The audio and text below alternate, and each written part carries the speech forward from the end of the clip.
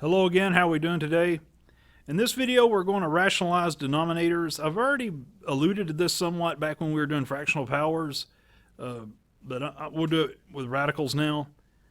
2 over the square root of 11, and what I want to do is I want to rationalize the denominator. And let me put that up here. Rationalize the denominator.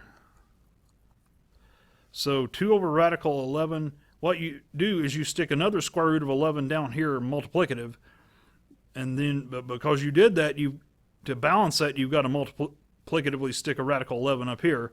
So what we have is 2 times radical 11 over radical 11 times radical 11. But remember, by the very definition of the square root of radical 11 times itself is just 11. And then upstairs, we just have 2 radical 11. And you know what? Sorry guys, that's actually that last thing was incorrect. Stop here. That's just 2 radical 11 over 11. That's not 2 radical 11, and I'm sorry about that. I was thinking about this guy down here. So let me save that. I actually messed up there. Now what you can do, but this is optional though, you can think of this as 2/11 radical 11. It's the same thing we did with a variable, like 2x over 11 would be 2/11 x. But this isn't a variable, this is a constant, namely the square root of 11. You can leave it like this or like this. I say just leave it like this unless your professor insists otherwise. But anyway. Now 22 over radical 11, let's look at the next one. Now we stick a radical 11 down here and up here. The down here is kind of the heart and soul of why we want to do it, just like it was for this one. Radical 11 is 11. So we have, now this time we have 22 radical 11 over 11. And now this time the 22 and 11 will reduce. 22 divided by 11 is 2, and the denominator is just gone. It's just 1, but that's understood. So that's just 2 radical 11 because you divide 22 by 11 to get the 2. So there's that. Let's look at this one. 22 over radical 33. You stick a radical 33. Oh my, I forgot my other radical 33, didn't I? Ooh, sorry, that's terrible. Sorry, guys. So I stick my other radical 33 down here, and there we go. So we stick a radical 33 down here, multiplicative, and you stick one up here, multiplicative. And about the time sign down here, do I have to have it? I guess it would be okay to write it like that, but it's probably neater to have it. Put it just in case. Here I know you don't have to have it. You can always put it, but it'd be silly, you know. But anyway, so up here we got 22 radical 33 over just plain 33 on account of multiplying the radicals of the same thing. But now 22 over 33, that reduces. 11 goes into 22 twice. 11 goes into 33 3 times. So that's 2 over 3, or 2/3 radical 33. And with the radical 33 up here, understood, or to the side. And let me skip a space and save this. Now, I'd say just leave it like this unless your professor insists on writing it like this. Anyway, there's that. And, well, it's going off the page on me. Sorry about that. Let's go down to the next page. Now, 33 over radical 33. Guys, that's incorrect. Yikes. Made a mistake there. Yeah, I messed this one all up. I butchered this one. Excuse me. Sorry about that. What was I thinking? What it is, guys, is you turn that 33, you stick, I forgot my second radical 33. Yikes. What am I thinking? So we stick another radical 33 down here, and we got to stick one up here to balance that. And so what we get is on the bottom we have 33, and then up here we have, well, the same thing for now. But notice that this 33 will cancel with this 33, and that's just 1. So that's just equal to understood 1, but 1 doesn't really count multiplicative. That's just radical 33, because these just kill each other, just leaving that radical 33 behind. Yeah, sure, there's an understood 1 in front here, like this, but that's silly. Let's just leave it like this. Okay, so there's that. And sorry for the mistake there. I fixed it, and I'll save this for the editing.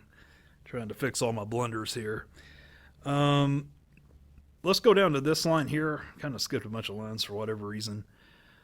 Let's see, 1 over the square root of x. Now you stick a radical x here and a radical x here, and that 1 is just understood to be in front here. But that's just radical x over x, because rad x is x itself. We're assuming, as always, that all variables are positive. So there's that. Now let's look at this one. This is a little richer in structure. 2 over 3 radical x. Stick a radical x down here and up here. By associativity, you can multiply this radical x and this radical x. You just get x itself. So we just have 2 radical x over 3x. And let me just put or. You can stop here. I would, to be honest, unless your professor insists on writing it as 2/3 times radical x over x. And here's a problem for you to do. You do 3 over 4 radical x. And the objective, what we're doing here the whole time, is we're rationalizing denominators. And let me see if I can get that written. So we're just rationalizing denominators. That's what I'm asking you to do, okay? So let's look at this, like x over radical x. Well, intuition would tell you radical x, because like 9 over the square root of 9, that's 9 over 3, which is 3. But let's, you may already intuitively see that. We're assuming all variables are positive.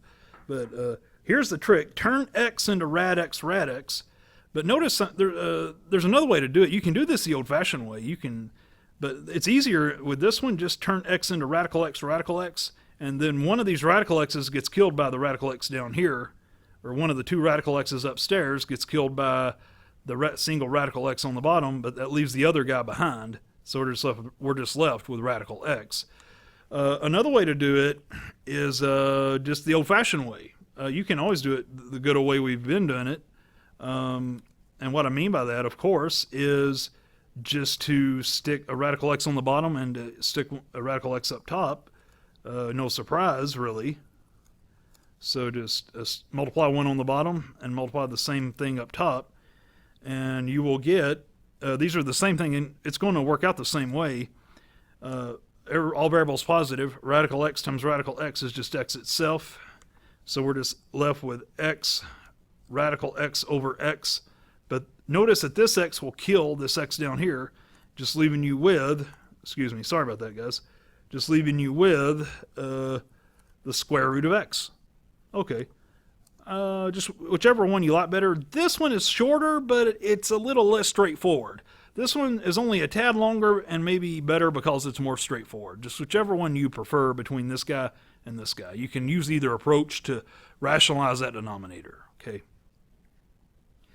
Now, in a similar fashion, if I have x minus 1, I can do radical x minus 1, radical x minus 1, and then I can kill this one, just leaving this one behind. And I'll leave it for you to do this guy right here. By the way, you can also turn around and do this one the way I did this one here. What you can do is, well, if it will behave on me, it's always a pain when I have to go down to the next page. No worries. It's just I'd have to watch my spacing. You can now if you do the old-fashioned way, it's great. There is one thing you'll have to take care about. You'll have to put parentheses around the x minus 1 that was upstairs, and then you'll stick in your square root and then your x minus 1. So you'll need these parentheses here because you're multiplying the whole thing. You know, you actually would get in trouble if you didn't put these parentheses here. So there's that. And just a word of, see, I about got in trouble myself. So there's that. And then, but I got to stick that other, but don't forget, I need a second guy down there, a second x minus 1. And then what's going to happen is the 2 radicals will make x minus 1. Now, we're assuming that x minus 1 is positive. In other words, we're assuming that x is greater than 1 because x minus 1 itself has to be positive. So now upstairs we have the same old thing. We have x minus 1 and then radical, or square root, that is, x minus 1. But guys, the x minus 1 in parentheses here is going to get killed with this x minus 1 down here. They're going to mutually kill each other, just leaving you the radical up top. And the bottom is gone, except it's just a 1. So you're just left with radical x minus 1 because this right here cancels with this right here, just leaving you with this guy right here, okay, the radical. That may be the better approach because if you're more used to it. The only thing you got to be careful is you got to put a parenthesis around that x minus 1. And I'll save that for later. So there's that. Let's go down here and look at more of these. And before I do, though, let me just, I want you to do this one right here on your own, okay? You can pick whichever method you prefer, the one I did here or the one I did here, okay? As your model to go on. All right. So on this one, now let's look at these down here. I got like 4x over 6 radical x. Now, here's what I did. First, reduce 4, 6. That 4, 6, remember, reduces to 2/3. You divide both of these by 2. So it's 2/3. Now, I'm taking the weird approach again. I'm turning all variables positive as always. X is radical x times radical x. And that way I can just kill one of these radical x's with the single radical x down here. And that's just going to leave me with 2 radical x over 3. Well, I fragmented, but you can just as well, I tell you what, you can just as well leave that as 2 radical x over 3. And let me put, equals is correct, but let me put or, because unless your professor demands this guy right here, I would just stay with this guy right here, just depending on your professor. But anyway, there's that. Now down here I do something a little bit different. I put the whole thing in a radical. So you got to stick rad 3x down here and rad 3x up here, but rad 3x times rad 3x is just 3x itself, and then you're just left with rad 3x over 3x, and that's all you can really do. Okay. Now be careful. This is very different. This problem here is different than the one I just did here. This time the x is not inside the radical. So since the 3 is the only thing inside this time, notice what's really going on is this right here. The x is not inside that radical, but I didn't bother putting the times sign. So all I do here, since I just stick in radical 3's here and here, but the x is not inside, it would be undesirable to do what I did before. So I just stick radical 3 here, radical 3 here, but by associativity, radical 3 is just 3. So it's 3x, and then we have the radical 3 up here. Compare and contrast this one with this one. This is different than this, because the x is not inside this time, okay? And then, now let's look at this one. 1 over rad 9x. Well, hey, we don't even put the x inside. Game over. That's just 1 over 3x. There's nothing more to say. The x was not inside. But however, now down here, that's not, the x is inside. So here's what you got to do. It's a little more delicate. You take the 9 out as a 3. You can still do that, but you've got the radical x down here to contend with. So you stick another radical x down here, and to balance that, you stick the radical x up here. Now the 1, it just gets 1, it just leaves you at radical x. If that was like a 2 up here, you'd have 2 radical x, but anyway, up here. But anyway, so you have that, but then radical x times radical x is just x. And so we have radical x over 3x. Now, I would just stop here if your professor is happy. But if he or she demands it, you can type it like this. You can fragment that 3's on the bottom. You'd have to fragment it off as an understood 1/3. So you'd have 1/3.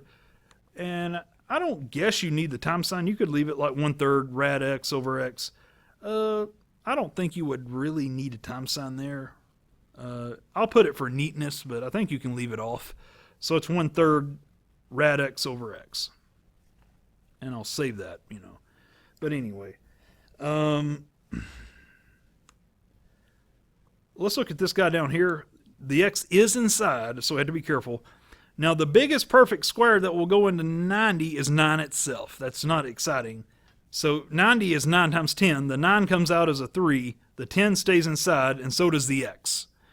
And so we got radical 10x. So that's going to be my prototype. So I stick a radical 10x down here to offset this one, but I got to stick one upstairs, to counterbalance that.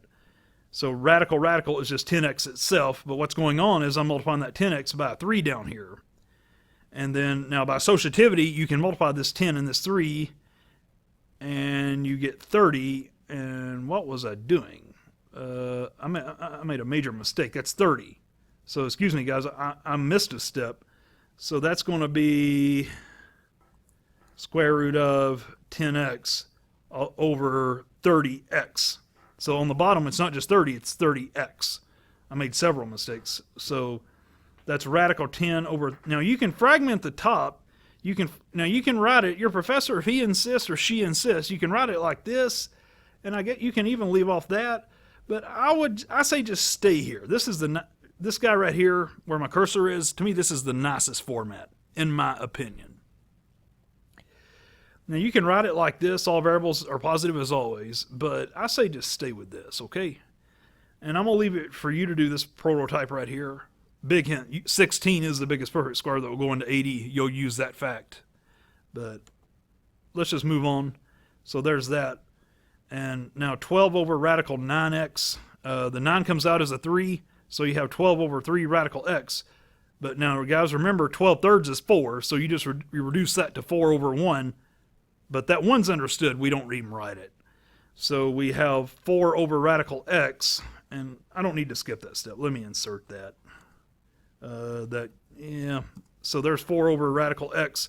And then on the next step, I stick a radical x on the bottom and one up top. Or like that. And then square root of x times square root of x is x.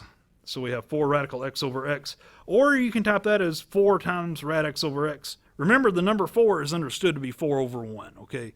But it's better manners just to write it as 4. But you know what? I say just stick with this guy right here. This is the best form in my opinion. Okay, so there's that. And I'll leave it for you to do this guy right here. Big hint, that 100 comes out as a 10, and that 10 tenths is just going to reduce to 1, so you just have 1 over radical x. And that's going to be easy. But anyway, I'll probably give you too big of a hint there. Let's look at this one. 12 over radical 81x. The 81 comes out as a 9. Now, 12 ninths won't reduce completely, but it will reduce somewhat. It's 4 thirds. And so that's going to equal, and I don't need to skip that step. That's 4 over, and then on the bottom, that's going to be 3 radical x. So it's 4 over 3 radical x. And then stick a radical x here and one here. Stick another radical x on the bottom, and to counterbalance that, you stick one up top. So by associativity, you can multiply this radical x and this radical x, you'll get x. So you get 4 radical x over 3x. Or if your professor insists, you can type it as 4 thirds rad x over x. And you can stick, whether you want to stick the times sign in the middle, I don't think you have to. It's just a matter of taste. But so there's that. So we got 4 thirds radical x over x. And I'll leave it for you to do this guy right here. The 100 comes out as a 10, and 6 tenths will reduce, and I'll leave the rest to you. So now let's say I got something like 45.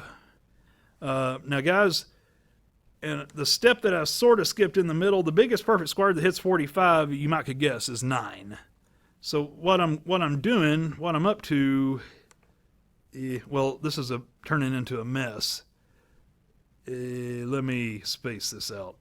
Yeah, sorry about that. I want to insert the step that I skipped here. So let's go back. Now this 45x here, remember we want to filter out 9. So it's 9 times 5x, because 9 times 5 is 45. Associativity, you can multiply that 9 and 5 to 45. But I want to leave it like this, because that 9 is going to come out as a 3, and that's going to leave me with radical 5x. But you might could guess, so my prototype is really radical 5x. So I'll stick a radical 5x down here. I stick one up here. And by associativity, I multiply rad 5x, this radical 5x times this one right here. And I just get ordinary 5x. So I've got 3 times 5x on the bottom. Now the top is the same old. Now, but by associativity, I can multiply that 3 and that 5 and get 15. So it's 15x. So I get radical 5x over 15x. And I would stop there. I'd just leave it like this. If your professor really insisted, there's several ways you could type this. You could type it like this, or you could fragment the radical 5 and the radical x, put the radical 5 here, the radical x here. But I would just stay with this guy right here. You could do this guy, or my favorite, this guy right here. Guys, I'm out of time. I'll see you on the next video. Bye.